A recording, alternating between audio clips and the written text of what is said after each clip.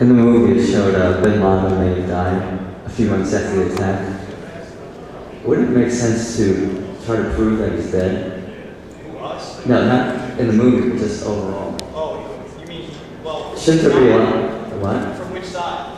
You mean from the side where I'm trying to find point, or the government side? Because the government wants a live boogeyman. Right. Yeah, absolutely. But if there is a way to prove that he's dead, and most of what they're saying is false, that would bring 9/11 truth more, credibility. Sure, but short of having the body. I mean, for instance, I don't know if anybody can hear me, but a lot of ways to put up these people live, like a lot of ways we put on these people live tapes. Well, I think about a month and a half ago, I blogged a fake Bin Laden tape that somebody put together that's just awesome. I mean, it's the black bearded Bin Laden, so it's the latest Bin Laden look, and it starts out with him speaking Muslim, and then about 20 seconds into the tape, he just starts speaking English. And it looks impeccable. I mean, it looks unbelievably impeccable. And if you don't believe me, go to loosechange911.com. You probably have to go into the archives. But you could probably just type in fake Osama tape into YouTube, and it'll pop up. I mean, the thing looks pristine. I mean, I couldn't do anything better. I mean, it doesn't look like they pasted on the mouth or anything.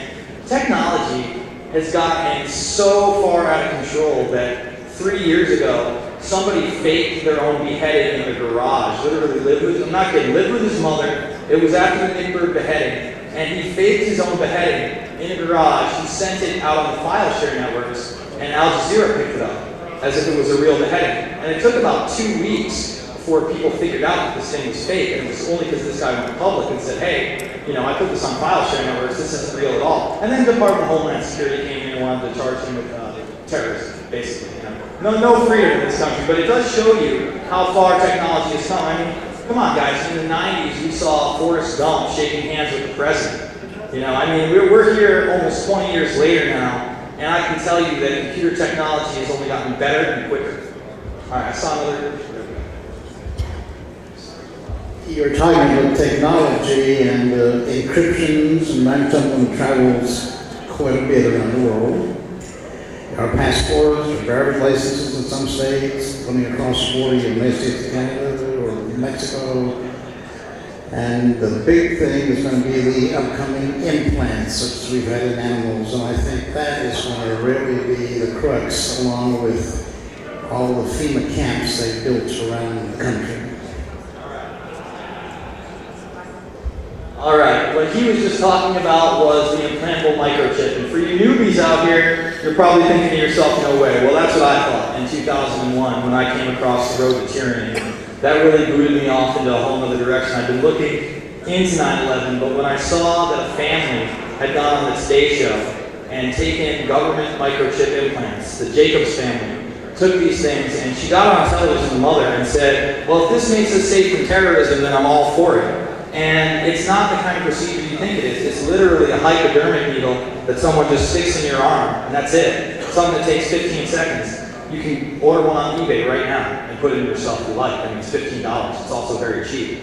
Now, Verichip is the leader of this, and in 2004, the implantable microchip actually passed the FDA. Okay, so now it's Food and Drug Administration approved, and just this year, it got proven to cause cancer in rats. Now, that's just one of the many reasons I don't want it in my body.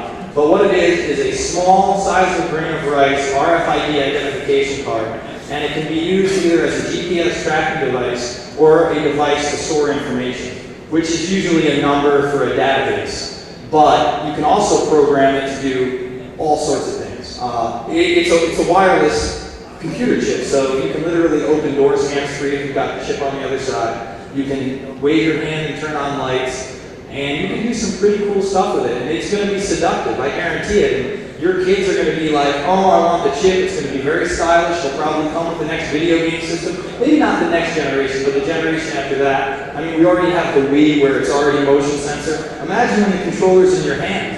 And this stuff is not that far away. For instance, in 2004, a place called the Baja Club opened up in Spain. And they had the great idea to chip their VIP members. Go check this out. I wish I was making this stuff up. But what it would allow you to do is that you don't have to wait in line at the club. You automatically get it. You never have to have cash. They just scan your arm and it runs on your tab, which you have prepaid with the bar.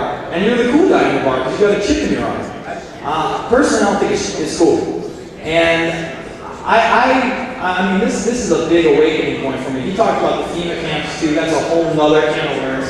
I don't even really want to get into the FEMA camps, but just so you know, Halliburton got commissioned to build all these privatized prisons for you and me, literally concentration camps in this country. Over the last 3 years, they did so, and then they jumped ship. Halliburton left the country, and they are now in Dubai. So when they do round us up and they put us in FEMA camps and we get angry about it, there's no one in Halliburton we can go to. We have to go to Dubai. And they can just send an endless amount of Blackwater troops here to squelch the population. I mean, that's why they love these privatized armies, because they can literally hire mercenaries at will to do their bidding. And then this privatized corporation that hires these mercenaries isn't even located in this country anymore. So, pretty scary stuff. You want one more? One more question, this is my last one.